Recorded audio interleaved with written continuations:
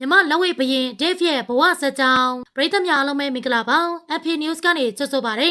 အခုတင်ဆက်ပေးမယ့်အကြောင်းအရာလေးကတော့မြမလက်ဝဲဘရင်ကနေဒါနိုင်ငံသားဖြစ်သူဒေးဗ်ရဲ့ဘဝဇာတ်ကြောင်းလေးကိုတင်ဆက်ပေးသွားမှာပဲဖြစ်ပါတယ်အဆုံးထိလိုက်ပါကြည့်ရှုပေးကြပါအောင်နော် Canadian Fighter Dave ဟာသူ့ရဲ့ငယ်ဘဝကိုတော်တော်လေးစ조사ရုန်းကန်ခဲ့ရပါတယ်အသက်18နှစ်မှာဖေနဲ့ရန်ဖြစ်ပြီးအိမ်ပေါ်ကနေဆင်းခဲ့ရတဲ့ Dave က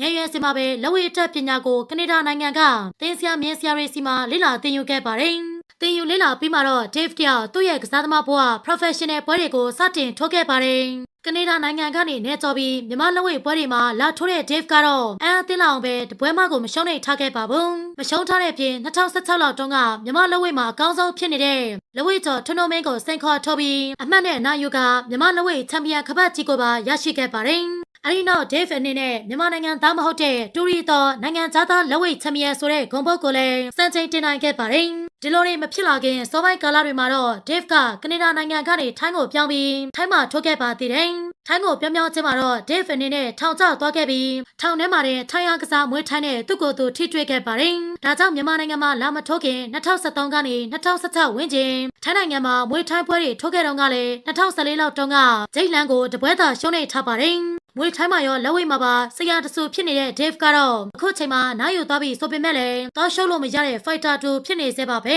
ထိတ်ခနဲဆိုတာနဲ့ထိုးမဲ့ကြိတ်မဲ့ဆိုတာကြီးပါပဲနောက်ပြီး Dave အနေနဲ့ထိုင်းကိုမပြောင်းလာခင်2013ခုနှစ်ကနေဒါနိုင်ငံမှာရှိနေစံနှုန်းကလည်း MMA ပွဲတွေကိုဝင်ထုတ်ခဲ့ပါတယ် MMA ပွဲတွေထုတ်ခဲ့တော့ကတော့ Dave ဟာသူ့ရဲ့ကစားသမားဘဝပထမအဆုံး professional ပွဲတွေကိုစထိုးတာကြောင့်အတွေ့အကြုံနဲ့နှုတ်နယ်နေခဲ့ပြီး9ပွဲထိုးတာ2ပွဲရှုံး3ပွဲနိုင်နေထားနေပဲ MMA ကစားသမားဘဝကိုအဆုံးသတ်ခဲ့ရပါတယ်။ငယ်စဉ်ကလေးကဂျူဂျစ်ဆုဂျူဒိုနဲ့ခရာတေးပညာရပ်တွေကိုလေ့လာသင်ယူထားတဲ့ Dave အသက်20ကျော်ရွယ်မှာသူ့စီမှာကိုယ်ခံပညာနဲ့ပတ်သက်တဲ့ပညာတွေတော်တော်လေးပြည့်ဝနေခဲ့ပြီလည်းဖြစ်ပါတယ်။ဒါကြောင့် professional လက်ဝဲကစားသမားဘဝကိုအသက်22နှစ်အရွယ်မှာစတင်နိုင်ခဲ့ပါတယ်။အလိုနဲ့နေရာတွေပြောင်းပြီးမတူညီတဲ့လက်ဝဲမျိုးစားတွေကိုအိုက်ထိုးနေခဲ့တဲ့ Dave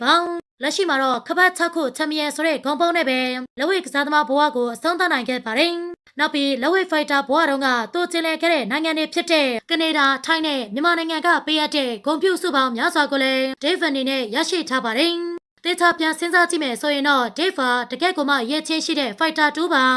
ကိုနိုင်ငံမဟုတ်တဲ့အခြားနိုင်ငံတစ်ခုရဲ့အားကစားတစ်ခုမှာအကောင်းဆုံးဖြစ်ဖို့ဆိုတာတော်ရုံကိစ္စမျိုးမဟုတ်ပါဘူး။ Dave လည်းဒီလိုမလွယ်ကူတဲ့ကိစ္စမျိုးကိုမှရအောင်လုပ်ပြခဲ့ပြီးမြန်မာနိုင်ငံရဲ့အကောင်းဆုံးလက်ဝဲ fighter ဆိုတဲ့ဂုဏ်ပုံနဲ့ပဲမြန်မာပြည်သူတွေရဲ့ချစ်တွေကိုပါအပြည့်အဝရယူထားနိုင်ခဲ့ပါတယ်။ဒါကြောင့်လက်ရှိမှာအသက်32နှစ်ရှိနေပြီဖြစ်တဲ့ Dave ကတော့ကမ္ဘာကျော်လက်ဝဲသမားကြီးတွေနဲ့တွေ့ဆုံပြီးပညာတွေလိုက်ယူလို့နေပါတယ်။ဒါကြောင့်လည်းနားယူသွားပြီးနောက်ပိုင်းမှာတော့သူ့အနေနဲ့လက်ဝဲသင်တန်းတွေပဲဖွင့်မလားနီးပြဆရာပဲလှုပ်သွားမလားဒါမှမဟုတ်လေလက်ဝဲအဖွဲ့အစည်းကြီးတစ်ခုမှပဲသူစ조사ခဲ့သမျှကိုရင်းနှီးမြှုပ်နှံသွားလိမ့်မလားဆိုတာကတော့စောင့်ကြည့်သွားရမှာပဲဖြစ်ပါတယ်။ဒါကြောင့်ကျမတို့အနေနဲ့ဒီလိုအော်ဖို့ကောင်းတဲ့ fighter 2ကိုအပေးရင်းနဲ့သာရှစ်ဆက်ကြပါလို့ပြောရင်အကြောင်းအရာလေးကိုဒီမှာပဲအဆုံးသတ်လိုက်ပြစီရှင်။ကြည့်ရှုပေးခဲ့ကြတဲ့အတွက်အားလုံးကိုကျေးဇူးတင်ပါတယ်။နေ့အတိုင်းအတွက်ပျော်ရွှင်ပါစေ။